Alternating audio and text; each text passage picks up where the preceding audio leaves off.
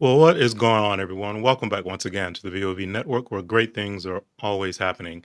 I'm Brian Murray, and I'm here with Bridget Kinney, and we're going to get into a very interesting topic today, and that is talking about mental bandwidth. I know many of you probably saw that title and went, "What the heck is that?" Right? So that's what we're going to start with. Bridget, how are you doing today? I am doing great. I am doing great. I'm excited about this topic. Awesome. Well, we're going to dive right in. So I'm going to bring in an explanation because that's probably one of the biggest questions I think most people have when they saw mental bandwidth and, what's your frequency? What the heck are we talking about? Right. So, simply put, mental and emotional bandwidth is about a person's capacity to be able to take in process information, and then respond to their environment. Again, I read that and most people could probably go, okay, that helps a little bit. But I want to focus in on a couple of keywords here, and that's why I put them in bold. One is take in. So basically, it is your capacity to take in new information from a mental or emotional standpoint. Process. So, processing is also, I think, the most important piece of this because you've taken in the new information, whatever it might be, now you have to be able to process your way through it. And the question is, how much can you manage? How much can you process through before you start to kind of get a little bit out of tune with yourself and your environment and the people around you? And the last piece is to respond because you can't really respond to the stimulus that's come in until you've had an opportunity to process your way completely through it. So those are the three things to keep in mind out of that statement: is taking it in, processing your way through it, and then being able to respond. So what I did is I have a chart. I put a chart together that kind of explains this in a little bit more detail so you can understand what we're talking about here. Think of it as a funnel, right? So you've got a funnel, which obviously has a much wider top. And into that funnel on a daily basis, week after week, month after month, you're having lots of new stimulus and information put into the top of that funnel, whether it's mental input or emotional input. That actually has to obviously get narrowed down in the funnel as it shows here. And that gets to this point where you have kind of a point of feeling overwhelmed. And that's really what we're going to focus in today, is giving you some insight and some information on better ways to be able to manage that point where it gets squeezed and maybe you start to feel overwhelmed. A, how to better identify it. And then B, we're going to get into some ways to be able to better manage that point. So at the bottom, one of two things happen: either your actual capacity increases, or maybe it's a requirement that you narrow the top of the funnel. So the gap between what goes in and what you can actually process through is narrower. That's what we're going to get in today. So stick around. Let's get into it.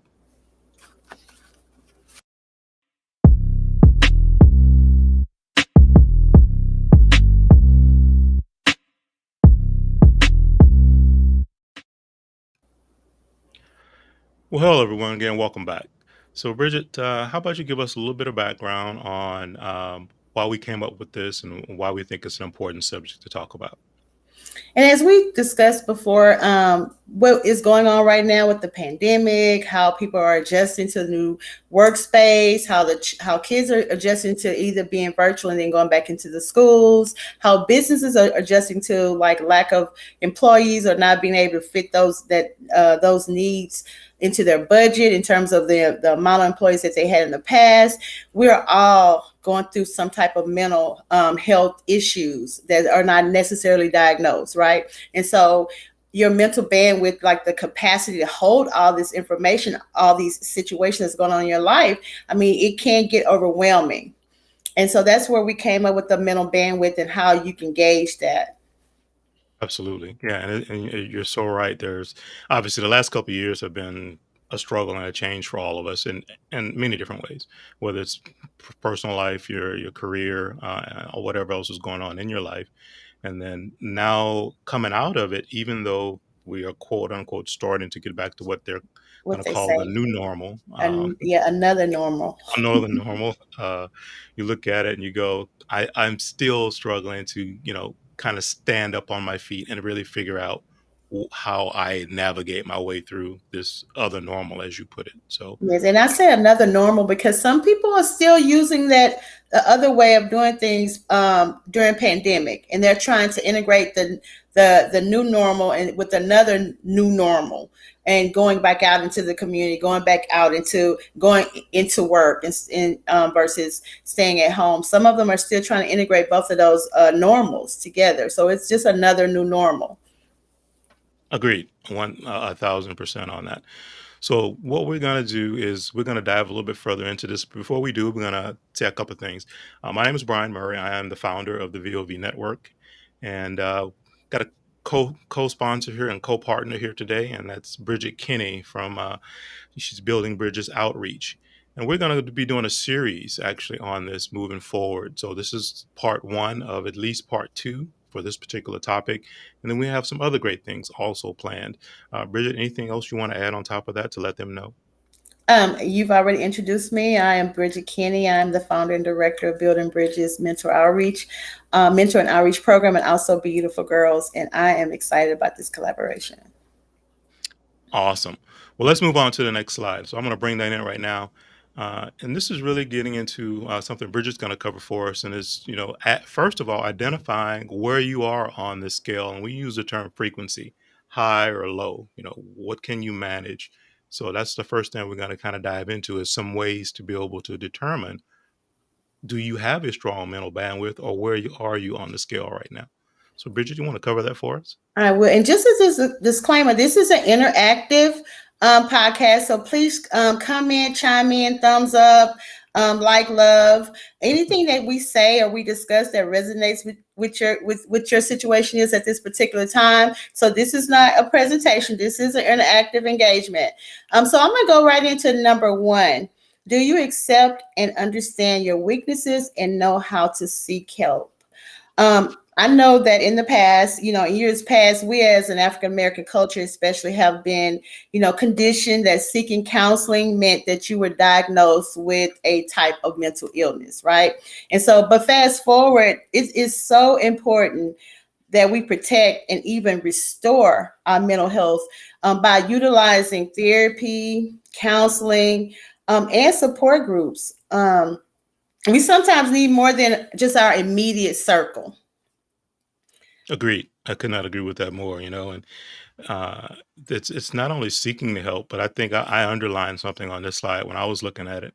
Know how to seek help, because that's the other piece of the pie. Sometimes you get to that point where you may want to get some help, but then how do you go about doing that?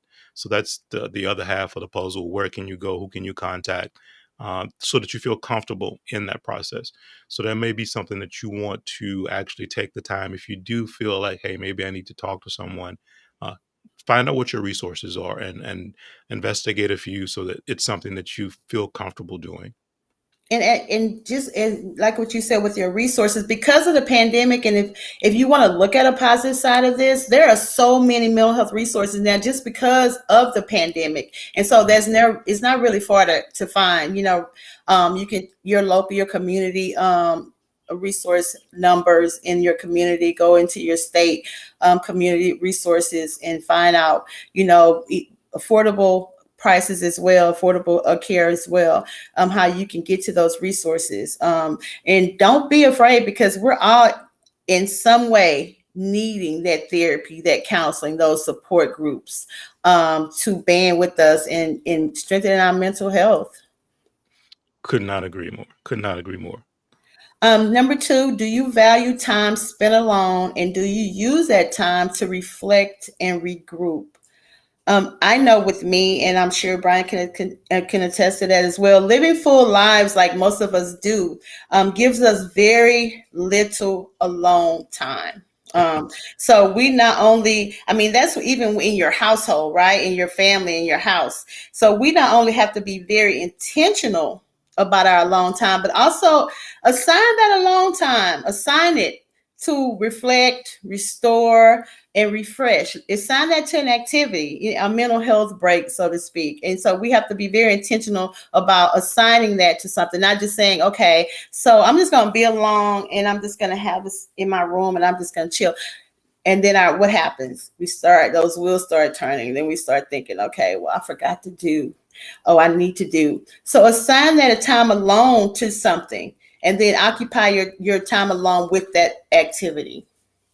Yep, for sure. And I'm naturally a person who really needs that alone time to recharge. So it's very important for me that I get that and regroup, reflect, and move forward from that. So I totally appreciate that. Absolutely. And if you have to come in what your alone time assignment looks like for you. What would Mhm. it look like for you? What you would like it to look like for you? Number three, do you recognize the efforts of others? You know, what they deposit into your life, and show them gratitude. And I know some people may keep this gratitude journal just to say what they're thankful for, but I really believe that recognizing others and what they pour into our lives, how they show up to support us, is also being aware of how much we don't have to bear or do on our own. We don't have to do it all, right? And it alleviates the pressure that we sometimes build trying to do it, ourselves. Who can agree with that? Who can agree that we sometimes build that pressure ourselves by thinking that we need to do this on our own? So when we recognize the efforts of others, we recognize what people deposit into our lives, how we build a support circle, then Mhm. we also alleviate the pressure that we have to do this by ourselves. Yes, indeed. I want to kind of tell a little bit of a story associated with that because this is a key point for me that I want to bring in here. So I look at this and you talk about from the standpoint of deposit into your life, right? But I also see that there's a balance that has to happen here. So because yes, we're talking about this from the standpoint of what is your mental bandwidth, but understand that you're also interacting with other people that are important to you in your life. They also have some limits when you talk about mental bandwidth. So when I talk about balance, what I'm saying here from a deposit standpoint, there are deposits that you're taking in, but there are also withdrawals that you're taking from other people, right? So you have to look at that and understand Yes. that you have to try to strike a balance with that. Mhm. If you're withdrawing from someone else, you also need to be taking some time to make some deposits with that person, showing some appreciation, showing some gratitude, letting them know that how much you value them, so that everything that you're taking from them is not just a withdrawal. You're actually depositing. It's like a bank account. You Right. have it overdrawn if all you're doing is taking, taking, taking, but not putting anything into it. So also keep that in your mind with this particular part of it, that it is you are thinking of this as a way of striking a balance so that you make almost, if not equal to, the number of deposits as you do with the withdrawals that you're taking out. Right. And if you look at it, you're building a positive, continue to build a positive support system, right? Because you all are both, redrawing and withdrawing and then replenishing that. So you're building a stronger um, circle in that. And you need that strong circle to strengthen your mental bandwidth. I see Mabel said that true or alone time is important for yourself. It is very important that you spend that time alone, and also that you assign that time to a reflect or restore or replenish activity, so that you can get the benefit from that. Mhm. And I also think that when you embrace others, you show up for yourself as I mean for them, and they show up for you, and then you get some relief, right? You get some relief in that, and you won't have to go at this thing alone, because I think that's a big point in our weakening our mental bandwidth, is that we feel like we have to do this all on our own, and we have to do it ourselves. It's so true. Absolutely true on that. So let's move on to the next slide. We'll go ahead and get that going. And then, all of these things are important, right? That we stay focused to. And, we're going to go on to the next couple of bullet points here. This one, number 4, says, do you realize that the power of no isn't selfish? And that's a huge one. And I'm going to come back and talk a little bit about that. And also, have you learned how to eliminate the need to please others? So, as Bridget was just saying a little while ago, our world has just totally shifted over the last few years with the pandemic and other things. So we've kind of shifted into this mode of, trying to Not step on everybody's toes because everybody's a little bit more sensitized, this, that, and the other thing. We're coming out of that now. And what you do have to realize is that the power of no is a very important thing. The ability for you to say no, not to take on more than you can truly manage or handle. And there's nothing wrong with that. It's not selfish, it's more of a self care thing. And that's why we wanted to bring it up from a mental bandwidth standpoint. Because if you do see as we go through this, maybe you are starting to have some struggles and some challenges with all of the mental and emotional things that are being expected of you, then it may be time for you to just say, you know what? I can't take that on right now. And it's not to say that maybe at a later point in time, it may be something you can reconsider, but you have to be able to stand up for self and not feel guilty, not feel like it's a selfish thing, and be able to say no and be comfortable with that. And I was saying this is kind of comical, but I'm going to go ahead and say this. There's a song that's titled "No Is Bay." Now, Bay, Bay shows up in your life to give you comfort, right? It gives you peace. Bay make sure you're good, right? Well, no does the same thing.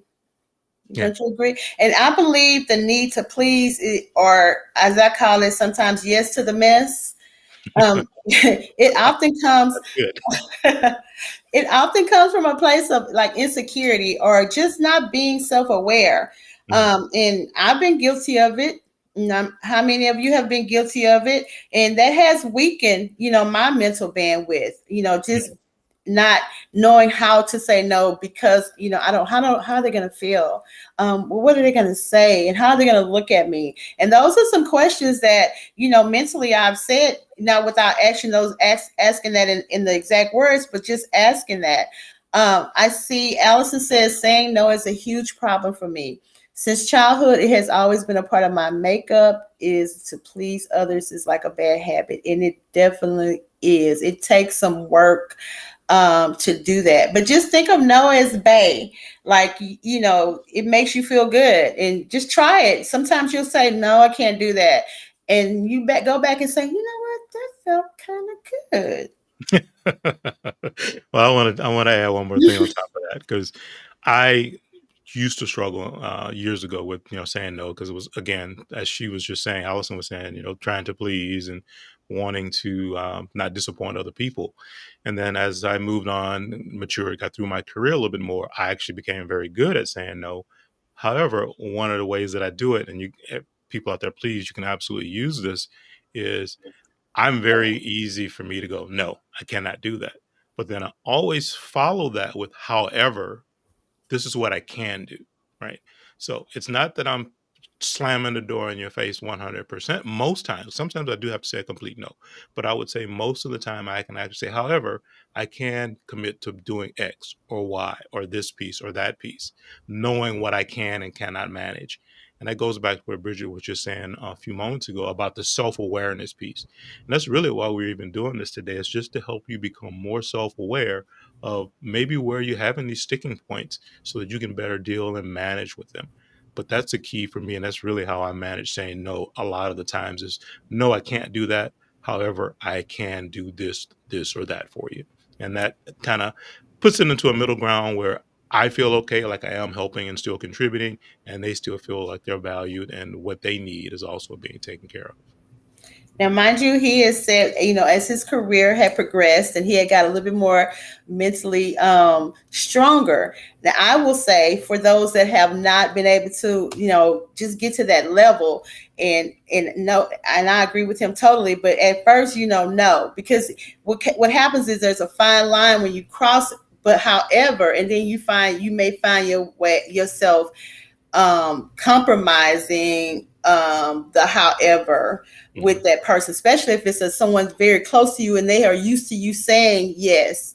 And then you say, yes, however, I can do this, and this. And then they go, well, what about if you do this, and this? So now you're making another decision. So, Mhm. like you said, he used to be that way until he got more stronger in his mental bandwidth and in his career further along. So, if you have a problem with no right now, I would say just say no. And then once you're stronger in that and okay, I can give these options to him or to her. So, and I can follow through with that. And no, I'm not gonna compromise what I said. This is what I can do. Then then I would do that. Thank Yeah. you for your comments. Yeah, for sure. For sure. The comments are great. And Bridget, it's interesting because there is kind of this negotiation piece that happens, as you said. You say however, and then I say, well, what about this and what about that? Hmm. Hmm. Then that's where you do have to really get comfortable with self and know what your true limitations are and be able to Yes. stand firm on those when you need to. Because you will find yourself compromising, and then you'll hang up the phone or walk away from that conversation, and you go, "Well, I'm as stressed out as I was before I decided Right. what I was going to say. Now I'm Exactly. doing this instead Right. of this." Right. So like I say, notice, babe, and keep that. If you can remember that, keep that, because it will. If you don't use those steps, as he and I said, it will weaken your mental bandwidth. Yes, it will. All right, let's move on to number five. Number five, and I'm going to hold my hand up even before I read it and say guilty as charged. Uh, do you conform to a perfectionist line of thinking? And that is another thing that's baked into me most of my life is I'll get a hold of something and I will not put it down or let it go until in my mind it's perfect. And that can be a challenge. Um, and also, do you lean into progress instead of perfection? Right. So that's a interesting thing because a lot of the times I get caught up in it has to be perfect before I'll let it go versus just appreciating that I am making progress and not getting so hooked on the perfectionist piece of it. So it's a personal struggle that I deal with every day. Yes. So that's part of what we're doing today is I is far from perfect, and Bridget, I'm sure you can attest that we some of these things we read and went, "Ooh, yeah, that's me," right? Because we're Hmm. not saying that we don't do these things or we don't have these issues, because we absolutely do. I want to share a quote with you that relates to this, and this is actually a quote from Denzel Washington talking about the piece about progress versus perfection, and he said, "Don't confuse movement with progress." And basically, what he was saying with that is appreciate the fact that you have to have discipline and consistency to actually reach completion. So take and appreciate the fact that you're taking the time, you're being disciplined, you're being consistent, you're working your way through towards the completion of whatever it is. So that may be the perfectionist piece of it, the actual completion part, but appreciate that you are taking the steps one at a time, whatever it might be. As they say, how do you eat an elephant? It's one bite at a time, right? You can't just eat the whole elephant when you start. So that's what I have done to try to help myself not get so hooked on being perfect or the perfectionist piece of me is to really appreciate, hey, I am taking the steps. I am breaking this down and I am working my way through it. And that's my reward versus the actual completed piece, because you're going to get there as long as you keep taking those steps. So that's a great quote by him. But just don't get it confused. Just because you're having movement, don't let that make it feel like it's progress, because it's all part of the entire thing that needs to happen for you. Right. It's like the journey, right? It's like Yeah. the journey to perfection. And just kind of enjoying the view of that journey, because you have to be disciplined. You have to set your goals. I read a quote and I like it because of my personality. And so this stuck out. These two quotes stuck out for me. It said, "Perfection hampers success. It often opens the door to anxiety, depression, addiction, and life paralysis." And I also read a quote that said, "Perfection is boring. Getting better is where all the fun is." Hmm. And that's the journey. I myself, I've never had a problem with trying to be perfect, because I learned a long time ago that it failed me every time. And so now I just enjoy the journey toward perfection, which is progress. And I take that in a little bit at a time. So basically, both of those quotes are saying to attempt to be perfect stunts your mental and emotional growth. Hmm. Very It true. prevents you from growing. I like continue. You said progress over perfect. Wow, I struggle here. And so the thing we need to think of is, what are the steps that we're taking to get to that perfection? What are the steps that we're taking? Because that's the real meat, right? Of it, the steps that we're taking to get to perfection, and that's your progress, and that's what you focus on. Those steps. Hmm. those steps. No, it absolutely is. Focus on the steps. That because that's going to get you to your target because you just keep taking the steps, right? So you will reach completion as long as you keep focusing on the steps. And again, as I said, the discipline and the consistency, those are the key things that you need. And perfection is like we've arrived, right? Hmm. And who has really arrived? Because every time we get to that step, we want to learn more, we want to do more, we want to complete, we have more goals. So no one really arrives. So um, dismiss the idea of perfection and just go, dive into the deeper into progress and what that looks like. And so come in, let us know what that would look like for you. Yeah, great information. So that's going to wrap up. We've shared now some of the things that you can ask yourself and questions, to kind of process through just from a self awareness standpoint, mainly. Um, how strong are you from a mental bandwidth standpoint? Where do you see the challenges? Is it the perfectionist piece? Is it the saying no piece? And all those various things that we've talked about so far. Now we're going to flip the page and we're going to go to the other side of the coin where we're going to ask kind of answer some of the things as to, all right, now we've identified where we need help. What can I do to start to remedy some of those things? And Bridget, I'm going to have you take over and kind of share and talk about those things for us. How to increase mental bandwidth. Before I read the first one, I'm going to raise my hand and say that I struggle with that. Eliminate thoughts that focus on other people's problems. That has been like a big one for me. And this is, I read this somewhere and it just spoke to me, and that's what I've been trying to build my conversations, my hard conversations with. And it said, and I believe that the best conversation that you could have with someone who is telling you their problem or their situation should be, what do you think you should do, Hmm. or what do you think should happen? When I read it, I was like, wow, that's not how I lead those conversations. Hmm. I'm already in my head thinking, how can I be of service? Hmm. And so eliminating those thoughts that focus on other people's problems will definitely, increase your mental bandwidth, and it will it will raise some of that negative that negative energy that you have loading into your mind. Well, 100%. And then go on to number two, because those two tie together, and I have a comment that I would definitely want to make for that. Right. And I will say again, I know that this is hard for me, especially as a parent of grown kids, which we Mm, both are, and a parent, period, really. We mm, go automatically into fixing mode. You know, I mean, who agrees, who disagrees, but we have to speak those words in order to strengthen our own mental bandwidth, in order to handle our own difficulties, you know. And so the next one, abort any thoughts of situations that you can't control. yeah, Let me just all say, I can do is shake my head. let me Right? just say this. I believe that we should all adopt the serenity prayer.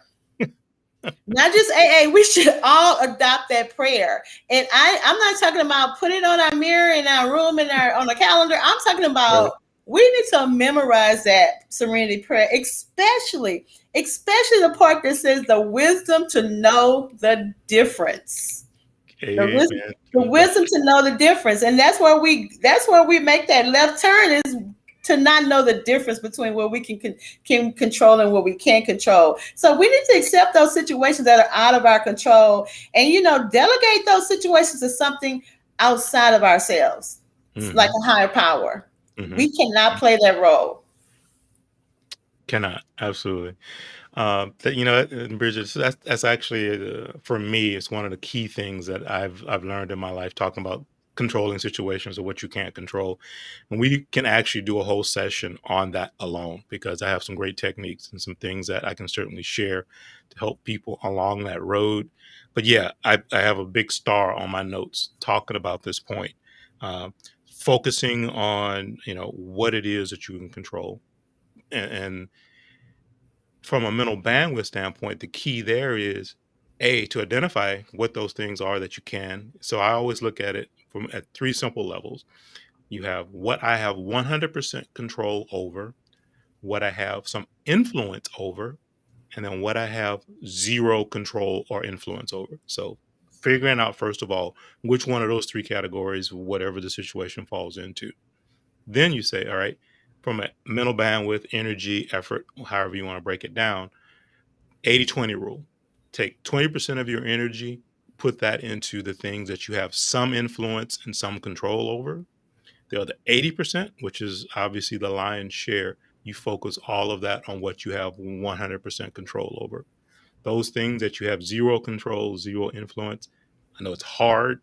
You've got to be able to just put them down because you have zero influence and zero control. You need to send me all of that you just said, I because have I I have it do. in a chart actually. You So do need to send me that chart, because yeah, I will be the one to say yes, and anybody else that agrees with me, I will be the one to say, yeah, I am. And we talked about this in another situation, how sometimes we want to control this selfishly, not so that it won't end well, it'll end well for other people. So, but also, so if it doesn't end well with them, I mean, we don't want to be in responsible for it not ending well for someone, or it may fall on us again if that decision does not end well for them. So there, we're selfish, right? We don't want to be any part of this. So let me make that decision for them, so yeah, we know how it's going to end. hmm yeah, absolutely Katina, right. thank you. Katina, controlling the narrative as a single mother has been the norm. What I have learned in this season of my life, what that looks like changes, and I can only control me. Absolutely. Yep. Absolutely. That's Um, one thing you have 100% control over, believe it or not, is self. So, Itself. And that is something that we need to continually to remind ourselves that we cannot do that. And like I said, that serenity prayer, it's going to work for me. And when I read it again, and I was like, we need to all adopt that, not adopt this, not just in AA, but as it's a humans, hmm because we get those lines, so we get those lines crossed, and especially for me, the wisdom to know the difference between what I can and cannot control, and what I can't, what I have to accept. correct. Yep, 1,000%. All right, next on the list. Create a mental energy checklist with a realistic timeline. A mental energy checklist. That is monumental, because we put a checklist and we organize our daily work plans, our household duties. We organize these according to a checklist. So let's write down the steps and plans needed to create mental energy. And I never really thought about mental energy, because we just, what it just comes, we just make a decision. We Right. just think about something. We may make a snap decision. We may make a responsible decision. We may not make the decision at all, but it just comes to us, right? And so we don't create that mental, how that's going to affect that mental energy, and be hmm realistic about the timeline.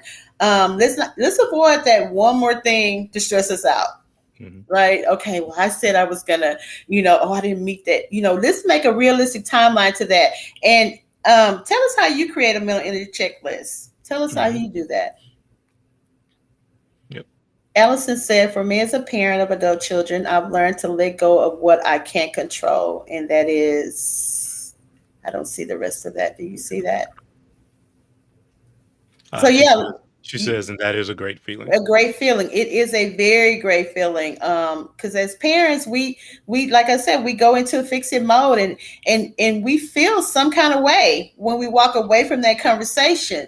But it saves space for our own issues, our own problems that we have to deal with. And so Indeed, it does. energy checklist. Yep. The next one, carve out time in your day, week to devote time to what matters most. And that, I guess, that mental energy checklist goes hand in hand with carving out time of your day and week to devote to what matters most. Give yourself real mental and emotional time to devote to your personal life, health. What are your hand raising? Yep, Because my what? hand is up. My hand is up Because what? because I want to add two words to that. So I love because I love this, but this is one. So at the very end, what matters most to you, You.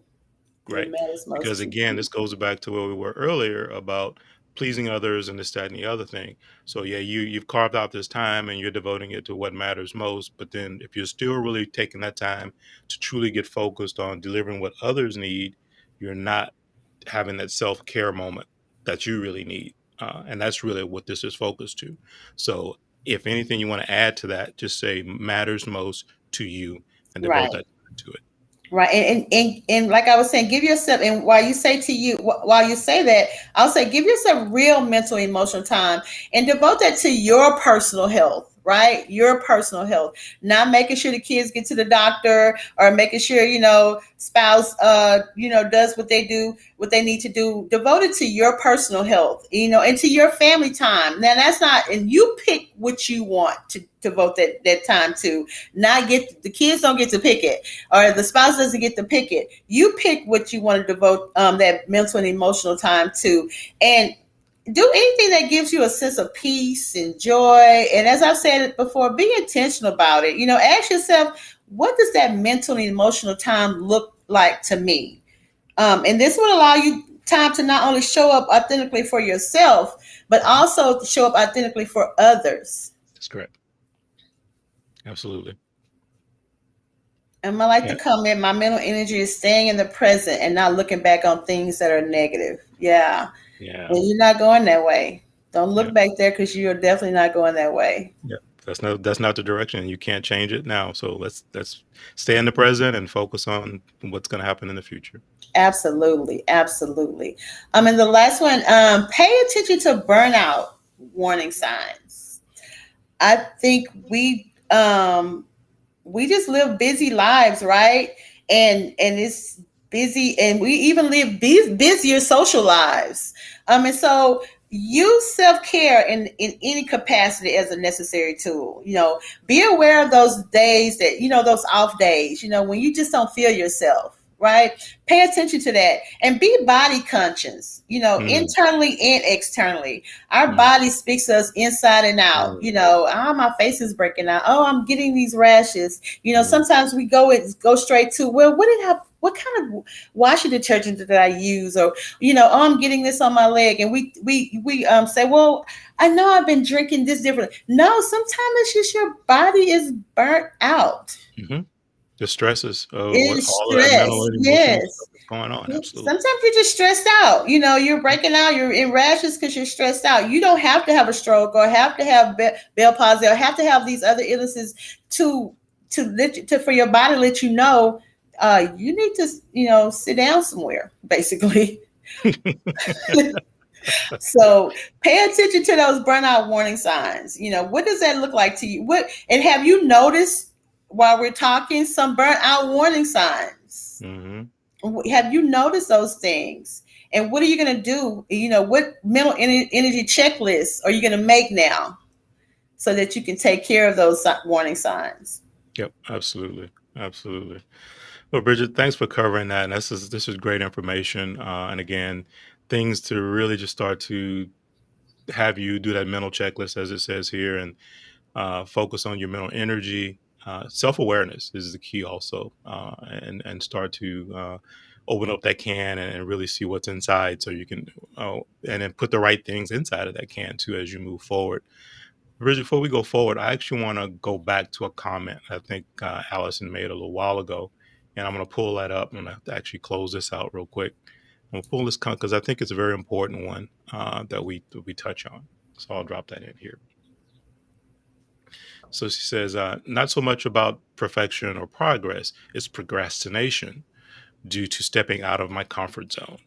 So this is key because you are going to, if you sit here now and you say, all right, hey, yeah, that's me, or yeah, I got this problem, or I have this challenge, I need to start to work on it, then that brings about change. And change can be uncomfortable, right? So that's why I wanted to go back and revisit this one because we need to spend a few minutes, I think, talking about procrastination and definitely Mhm. talking about getting out of your comfort zone. So And, What do you and so, what what do does you that look like to procrastinate? Because some people will go, "I'll do it tomorrow," and they don't think that's procrastination because, yeah, they plan to do it. They put it on their phone, right? They scratch it out of the planner on one day, and they put it on a Tuesday, and they put it on Wednesday. Well, the fact that I put it on Wednesday is not that I procrastinated. Well, yes, it Yeah, is. it is. Yes, it is. You did If procrastinate. you Just had the because time you to do it assign it to previously another day, and you put did procrastinate. That is procrastinate, not progress. that is not That progress. is, and so coming out of your comfort zone, moving out of your comfort zone is very difficult because we've just been accustomed, and then the pandemic didn't make it any better, right? So we've just been accustomed to doing it a certain way, and we don't know any other way to do it. And we've seen other ways, and you and I are talking about different ways. But Mhm. I just always have done it this way, and it's been working. But has it? Mm. Has it? Has it been working? Mm. And so we have to we have to have those hard conversations with ourselves and to identify the procrastination because sometimes we don't know what they are until we identify, okay, well, yeah, 2 years ago I said I was going to start that business, or 2 years ago I was going to start, that writing that play or directing that movie, or 2 years ago I was going to open up an art studio, or 2 years ago I was going to do these things. And some things are under our control, right? Some things are out of our control. Mhm. Some things we definitely can't do anything about. So look at your life and see what it has been, that point where you procrastinated, and what has been so hard for you to get out of in terms of your comfort zone. Yep. And it's is it what's driving it too? Is it fear, that Absolutely. has you in that space?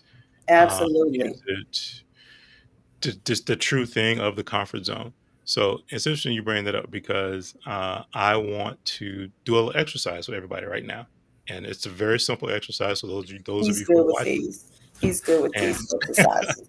so all we're gonna do is just fold your arms, just like you normally do anytime you sit up and you fold your arms. All right, everybody there, fold them the opposite way, flip them, which is not your natural space. Doesn't it feel like what the?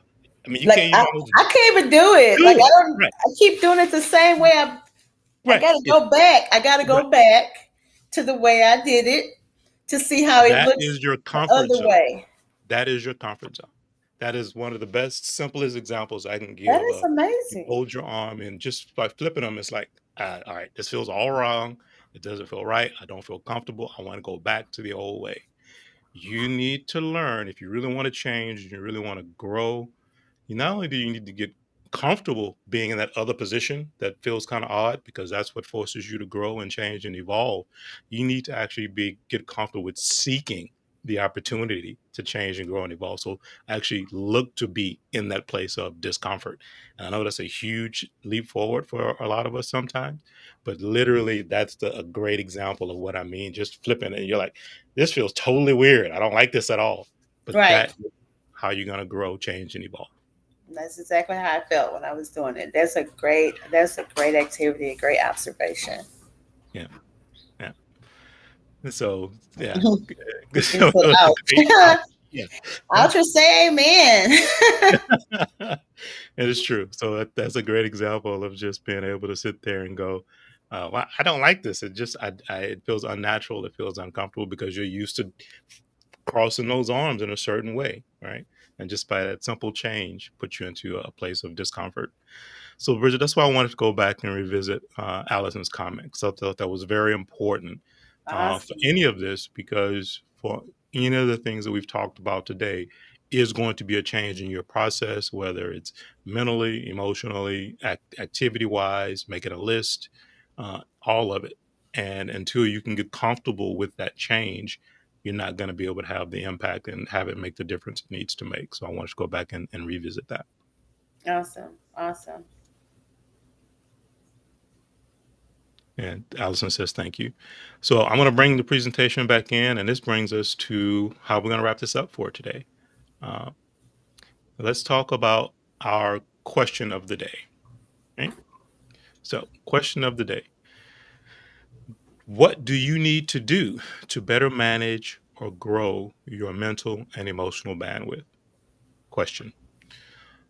I'm gonna actually start because I made some notes here of just for my own thing as we went through it, right? So two things for me. Um, I shared earlier about the way I go about saying no, right? And that I still try to do no, however I can do X. And I'm actually going to work on now being able to pare that back some more. So instead of feeling like I have to give a however 80% of the time, my goal is to try to get that down to like 50-50. Because right now I'm still saying, however, I can do this, and I'm doing that 80% of the time, which still probably has me taking on more than what I should take on. So that's one thing that I'm going to start to work on. Second thing is, as I mentioned earlier, the perfectionist piece, and really, really, really, really trying to get comfortable, uh, not feeling like it's got to be 100% perfect before I put it down or let it go. So those are Mm. the two areas that, based on what we've covered today, I'm going to start doing mental checklists about. Uh, Start to do some self-care, think about, reflect on, and try to really get comfortable with delivering those things in a way that helps me balance my own mental bandwidth. Well, as most, if you know me, you know I have no problem with self care. I have that down packed. I have not really dived deeper into dug deeper into the data in terms of how do I strengthen and weaken, how do I strengthen the mental bandwidth with in terms of like aborting other people's problems. But I will say that I live moment by moment. I embrace moments and people that what I say feel like sunshine, right? And that brings me peace and positive mindset for me. But I also filter through those negative moments to decide if this is a lesson that I'm supposed to learn or if it's nothing. If it doesn't need to be stored, it can be mentally and emotionally discarded. Hmm. And so that's basically how I manage and grow my mental and emotional bandwidth. Awesome. So, Bridget, what do you want to say to our listeners about this question? I mean, so tell us, how do you better manage it or grow, or what were you moving forward do to better manage or grow your mental and emotional bandwidth? And remember, this is for you. This is not so that your family can, you can, your family will accept you or you won't get, they won't. And please, and it just popped in, please do not think about what they're going to think, because after today you have changed Hmm. how you do things for you, how you manage your conversations with them, how you are growing your mental and emotional bandwidth by self-care, how no is bay. um Right. don't There's a comment right here that says, my cousin says, no is a complete sentence which does not require explanation. I love that. I love it. It does not. It's just no period. It's the only. It's probably besides just the no is like okay no. Is that out? Yeah, that's it. That's all I have to say. Because Hmm. we've always said no because right, and so everybody's gonna be sitting there waiting on you to say Well, because. however, That's because, it. but, right? Yeah, No, yeah, that's it. yeah. Moving on, right? Yeah, yeah, This absolutely. has been great. This has been great. Yeah. So, final thoughts for today, Bridget, as we wrap this up. I've learned something in researching this and going through these steps in this presentation. I am practicing um, strengthening my mental bandwidth in different areas that I had not thought of before. Mm, I am slowing down a lot in terms of self care, and what self care meant to me before means differently to me now. Because I can find myself instead of being in terms of trying to create a business, being a busyness. mm. And so I have learned that from this. What about you? Yeah, this has been awesome. And for me, final thoughts kind of roll back to the self awareness piece of it, because you can really get into that whole wash, rinse, repeat kind of thing as you just go through your days. Um, and what I have gathered from this is I need to do some reevaluation, right? Because everything is continuing to evolve. And then, so I'll share that to say, everybody else out there, you just learned some things today that are going to make you step up and do some things probably a little differently. Well, 6 months from now, you're going to probably want to revisit and go through this whole process in some way all over again, because in Absolutely. 6 months, you're going to be in a different place. The world is Absolutely. going to be in a different place. And so it's something that you need to continually work and evolve. And that's my takeaway uh, Absolutely. from this session today, uh, Absolutely. which is really good. So, but yeah, it's just been awesome. Uh, that's all I have for today, Bridget. Unless you have anything else you would like to We share, have covered wrap. it all. Thank you to those that came in. Share, and share this presentation, and pass it on. We will be getting back with you on part two. That's right. We'll be getting part two going, and that'll be coming up probably later this month. And again, we greatly appreciate everyone out there and your support. And hopefully, you did find value in this. And as Bridget said, please like, share. Obviously, you can find information on YouTube as well as on Facebook for both of us. And until next time, everyone have a great weekend. Bridget, say aloha to everyone. Aloha, and take care of each other. Absolutely, 100%. Until then, everyone, we will definitely see you soon. Bye now. Bye bye.